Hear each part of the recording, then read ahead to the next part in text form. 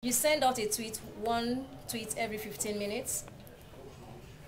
When you're doing a campaign, you want to send it out, you want people to hear about it, because it kind of disappears as soon as you send it. You know, so you want to do that. So one every 15 minutes. But you don't want to send links. You want to do one link after every 3 tweets. So how do I say now? How do I break it down?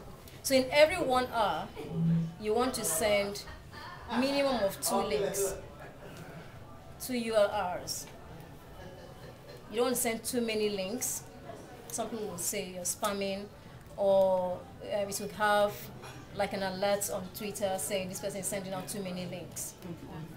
You can make the links different, like variate the link by creating a blog post of the same content, creating a YouTube video, same thing, same message, you know, and then tweet it.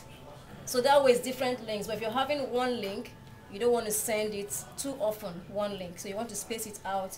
So you put a link, a quote, a comment, a link. Link, quote, you know, space it out like that.